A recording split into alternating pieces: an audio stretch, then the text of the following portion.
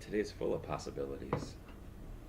Hey there, how are you doing today? Thanks for joining me for another episode of Bitcoin and Coffee. I'll be your host, Eugene Forrest. So, what are we looking at today with the cryptocurrency markets? Well, we got a market cap of $152 billion, and I mean, that's no joke at all. And when I keep saying this is because if you look at the market cap at the beginning of this year, and you take a look at the market cap right now, I mean, the amount of increase, I mean, it's astronomical, and I mean, you couldn't predict something like this. And it goes to show pretty much that no matter whatever cryptocurrency you invested in or have belief behind, you pretty much are profitable at this point. So, I mean, unless you've been trading back and forth between the coins and trying to make money on top of money, if you picked something and you hodled it, all the way until now, you are looking at profit. So I mean, that's absolutely fantastic when you're coming into this market to see, as long as you haven't been suckered into a scam and you're out there just buying and holding, that you're making money off of this stuff. So we got 8.9 billion traded in the last 24 hours, and I mean, that's up on yesterday. That's absolutely fantastic. It goes to show that this stuff is having a use case scenario. It goes to show that people are moving this stuff around, and the more that happens, the greater it is for cryptocurrency. So we got BTC dominance coming at 45.4%, and I mean, that's fantastic. It's hard to get up there to 50% and hold more than that when we got Ethereum and Bitcoin Cash having so much of the market cap. There's a new altcoin coming out every other day, it seems like. And now here we are looking at Trojan horse coins, pretty much such as this new segregated witness 2x coin coming out here in just a little while, and the Bitcoin Cash that just came out recently seems like a new form of producing altcoins with a lot of value, right? So here we go with Bitcoin coming in at $4,186. We're down 1%, and that's really no big deal. The volatility with cryptocurrency is always quite a bit. A lot of people use it as a way to try to make money, especially whales out there with, thousands and millions of dollars to just move around in between these trades, making quite a bit of money off 1% then. So we got Ethereum coming in at $322. That's some sideways movement at the moment, but I mean, we're well over the $320 mark at the moment, and that's great. A lot of stuff is happening with Ethereum. They recently cut down their block size, and supply and demand is going to make that price come up, right? So we got Bitcoin Cash coming in at $653. We're down 1.6% there. It seems like it's been finding value and support here in this region, but only time's going to tell what happens with this. So we got Ripple. They made some big gains recently, but today it looks like they're down 4.2%. That's really not that bad. You need healthy correction after you have such large gains. So a pullback of 4.2%, I mean, after a 50% increase is nothing. Looking at 26.9 cents, and that's pretty good. I mean, you made some money there. So we got Litecoin. Hey, look at this, 41.57. We're up 8.3%. And that's absolutely fantastic. It's rare to see Litecoin over $50 as of recently. Not that today's the day you would think that you would see the price of Litecoin up like this. Let's see if it can just hold some of this value and move forward and gain some, right? We got NEM coming in at 25.3 cents. That's down 0.5%. That's really no big deal. We got Dash making some sideways movement at 294, and that's really not that bad either because they've had big gains recently. So some sideways movement, hopefully setting stability in here around the $300 mark. We got Ethereum coming in at 1553. That's down 1.7%. They made that gain recently, but still Ethereum Classic keeps having trouble. They're struggling along there trying to make some value. We got down 10% in Monero, 8606. But this was expected to happen once they opened up on that exchange over in South Korea. Buy the rumor, sell the news. So we got Zcash coming in at $229. That's down 2.8%. That's really not all that bad either. So we got Steam and Steam backed dollar coming in at $1.27. That sideways movement there on Steam at 95 cents. That's down 2% on the Steam backed dollar.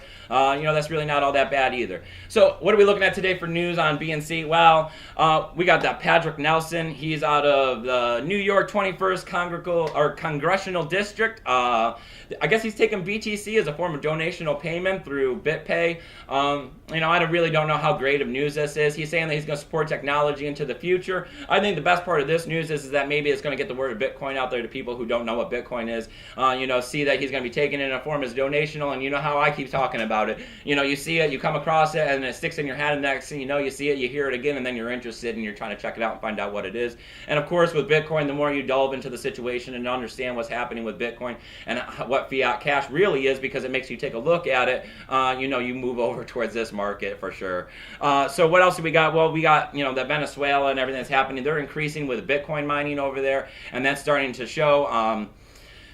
Bitcoin mining is going to become a big thing. I said yesterday that they're making specific motherboards for it now by ASUS. We also have, people making specific graphic cards for it. Bitcoin, with the way that it's deflationary in a lot of these third world countries and stuff like that, as you see the fiat cash drop down in value, getting a hold of Bitcoin becomes more and more valuable to them, especially how the price keeps increasing so rapidly recently.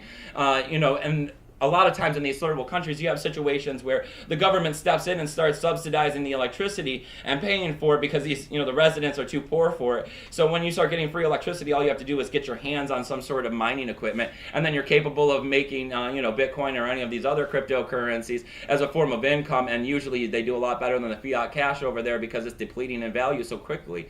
Next up, I got, that segregated witness. It happened last night. We all watched it on the World Crypto Network, right? I mean, that was a good show. Everything is great. I'm glad that it happened. I think that this is how we're going to be moving forward in Bitcoin. I think that now that this has happened, we're going to be able to start adding all of the technology of altcoins into Bitcoin with the second tier chains. And I think that this is what's going to start bringing immense value to Bitcoin. Once it has better use case scenarios and people in the population start learning and understanding it because it has better use case scenario, they'll start coming into Bitcoin, making the stuff more scarce, driving this value to the moon like we're all hoping. We got the Lightning Network, we got Atomic Swap, we got Mast, we got, Rootstock. I mean, it is endless amounts of information and technology that's going to be added to the Bitcoin network. Everybody's already been working on these second tier chains. So, I mean, it's just a matter of time before we start seeing these things implemented and the price of Bitcoin going up because of it, right? And the last little bit of news I got is that Segregated Witness 2X have been criticized for the fact that they don't have any replay attack protection, and they've added an update for that to be able to take care of that situation.